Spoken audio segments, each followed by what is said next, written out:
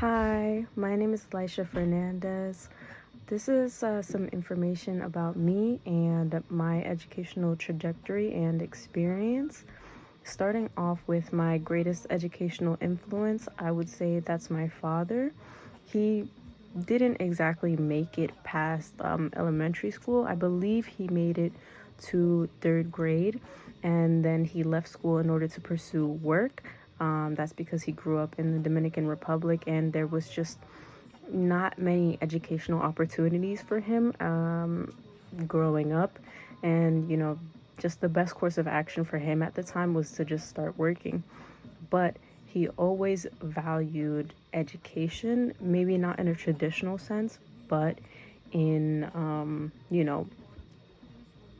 obtaining knowledge any way that you could, street smarts and things of that nature. And he always wanted me to pursue not necessarily education, but to always be in the pursuit of knowledge, like bettering myself, learning what I wanted to learn.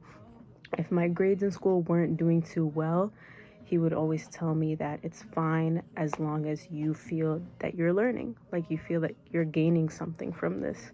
And I believe that was the most healthy outlook possible for me, because if I were to, fail in class, I wouldn't take it personally. I would just work to better myself. Um, it his education didn't really lead to a career, but I believe that, his pursuit of knowledge always kept him, pushing, and that inspired me pretty greatly. And I think very highly of him, although he may not have as much book smarts as other people. Um, as for my educational autobiography, my experience has been pretty cut and dry. I started off, well, not started off, I've been in public school all my life, but for high school, I went to college preparatory school, Central, and it was extremely grueling, super difficult, and it was kind of a culture shock because I went from like a super underfunded um, uh, elementary and middle school to like huge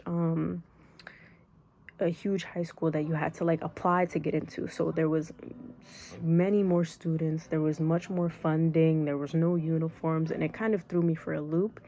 And that's when I kind of started to teeter off, and my education kind of took a hit because the workload was much harder, and also there were like other students that I felt like I was up against. As weird as it sounds, it wasn't hard to be the top of the class in my middle school, but once I got to high school, there was so much more competition and there was so much more expectation that it kind of, it freaked me out a lot. Starting college gave me a big scare because I didn't want that to happen again to me. Like starting off fresh and just losing my footing. It happened again. I would say in part due to COVID, because I lost like all my will once it came to COVID. And then starting college, I had to work from the bottom up to want to learn again because I was so unused to it. And also just push myself to think about the future because I was too afraid to do that at all. College, it is different from my high school experience though, because I don't feel as like scared. For high school, it was pretty like cut and dry. Like you fail the class. That if you don't do the work, that's it.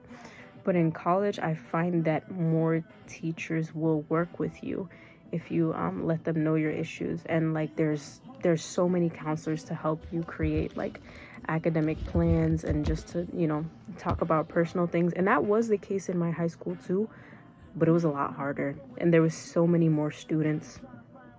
I would say problem solving strategies. One would be the importance of study groups. Studying with other people is like key for me, and just being in an environment where everyone around me is also like an academic weapon, that pushes me to work harder. Also, not taking things too seriously when it comes to taking a certain test or missing an assignment. I find that if I place too much importance in it, I stress myself out and I procrastinate more. Also, the last thing would be talking with teachers. More often than not, they're understanding and there to help. Internalizing things and like telling myself that I'm just not going to be able to continue on without talking to anyone. It's the worst, more self-destructive thing that I tend to do. So I'd say that just having that discussion with my teachers and peers when I feel like I'm losing my footing, it's key. And that's pretty much the summary of my educational trajectory. Um, Thank you for listening. Bye.